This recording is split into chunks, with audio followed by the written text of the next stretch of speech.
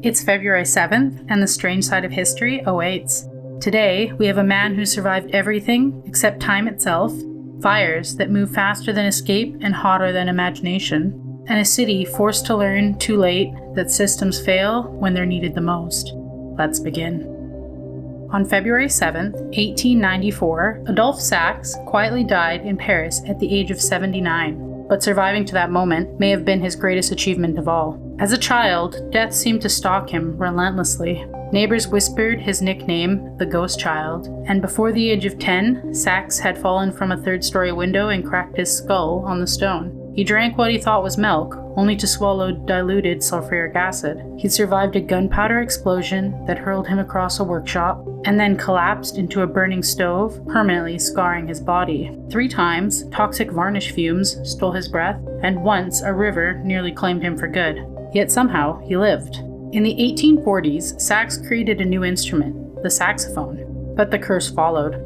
Rival craftsmen tried to destroy him through endless lawsuits. He went bankrupt 3 times, and musicians mocked the invention, calling it unnatural and even demonic. Sax himself reportedly suffered from nightmares of devils dragging his soul to hell with its sound. He died poor, believing his life work had failed, but the instrument survived, and a voice that once haunted its creator would one day reshape music forever.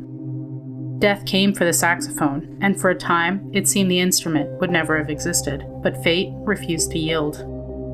On February 7th, 2009, the state of Victoria, Australia woke to a heat so unnatural it felt deliberate. By morning, temperatures climbed past 46 degrees Celsius, winds screamed across the countryside at over 100 kilometers per hour, and then the fires arrived. Not as a flame, but as a firestorm. Walls of heat, tall enough to blot out the sky, some burned so hot they created their own weather, towering clouds that turned day into darkness. Survivors later claimed the world looked nuked. Cars didn't burn, they melted. Aluminum wheels collapsed into silver puddles, windscreens sagged and rehardened like flowing glass.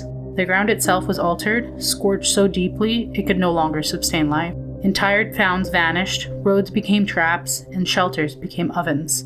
When it finally ended, 173 people were gone, and more than 450 hectares lay silent and blackened. In the weeks after, there were no birds, no wind, just ash, falling like snow. On February 7th, 1904, a fire ignited in Baltimore and exposed a flaw so small and so overlooked that it would doom the entire city.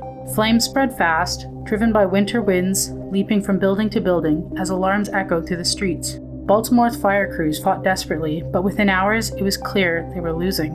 Help was called in from Washington, D.C., Philadelphia, and even New York. Fire engines arrived through smoke and falling embers, crews ready to save what remained. Then they discovered a nightmare. Their hoses didn't fit the hydrants. Different cities used different couplings, just inches apart, utterly incompatible. As Baltimore burned, outside firefighters could do nothing but stand in the street and watch. For more than 30 hours, the fire raged unchecked, consuming 1,545 buildings across 70 city blocks.